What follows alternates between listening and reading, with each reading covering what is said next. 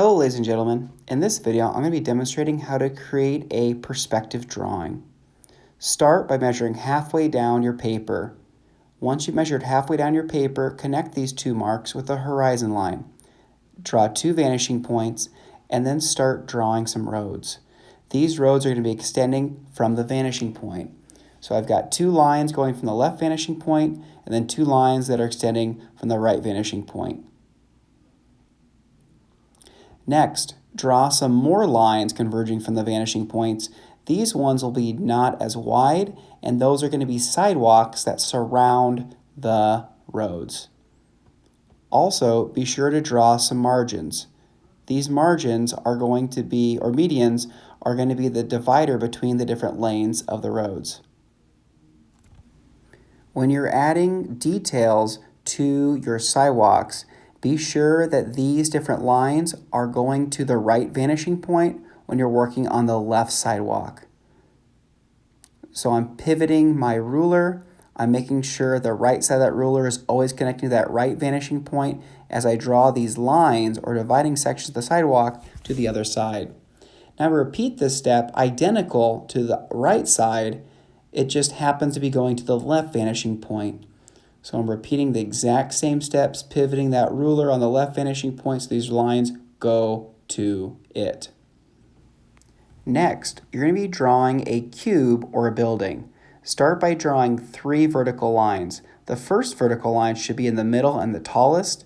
The next one on the left should be a little bit shorter, and the one on the right should be about the same size as the one on the left.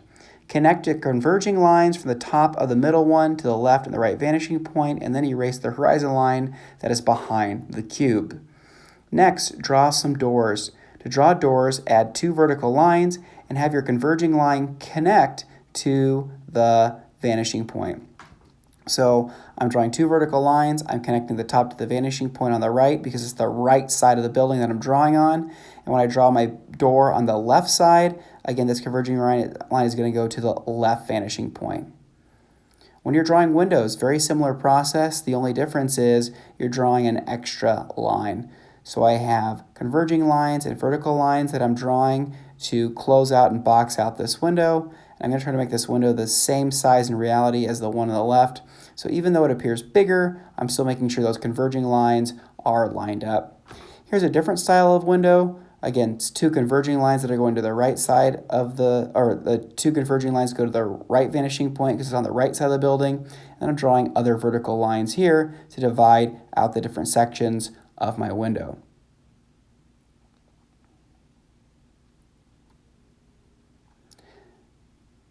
Next, I'm going to be drawing some siding to my building. To draw siding, I'm making some marks on the corner of my building, and then if I'm drawing siding on the left side, it's going to go to the left vanishing point, and if it's on the right side, it's going to be going to the right vanishing point. There's a lot of styles of siding that you can do. These are just kind of horizontal lines.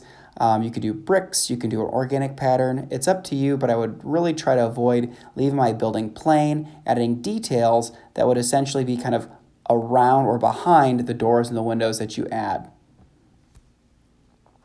Once I'm done connecting all those converging lines to my vanishing point, I'm next going to draw a building next to this other building. I'm going to make this building slightly behind the next building after I've done drawing these vertical lines and converging lines to show a little bit more interesting depth and volume. I'm adding another door, and I'm also going to be adding some other details to make sure these buildings stand out and don't look exactly the same. It's important to draw a variety of character or texture to your building so they tend to stand out from each other. Next, I'm going to be drawing some different examples of size change. These trees that are lower on the page are larger, as the trees that are taller on the page are smaller. I'm also drawing a cityscape in the background, and then a variety of examples of overlapping clouds and a moon or a sun to show more examples of perspective. Next, you're going to be outlining everything in a marker. When you're outlining everything in a marker, you're going to start with the organic things. Those are things that don't need a ruler. So I'm doing my clouds and my trees. I'm going to do the cityscape in the background and my sun or my moon. Very carefully taking your time because, again, you can't undo any mistakes that you do here. Next, you're going to do the things that require a ruler. when you're using a ruler for these different marks that you're making, really be aware of where those lines are going to start and stop. As you watch, you might notice I make a few mistakes here. For the most part, a few mistakes are fine. You can always eliminate some of those by adding some darker pressure with value or shading next. As you are outlining things using your marker, be sure to do an appropriate speed. If you go way too fast, your lines will be faded. If you go too slow, your lines will tend to bleed and there'll be blotches and dots in your artwork, which you don't want. So I would recommend that you practice some of these things before you start immediately working on this so you don't just destroy and ruin all your hard work. But I do always recommend you outline these lines because they just turn out a lot more crisp and clean and rich compared to those light pencil marks. So take your time, do your best quality work, and again, just make sure that you know where your lines are starting and stopping. Be sure to know what is in front and what is behind so you don't make any mistakes, or try to make as few mistakes as possible.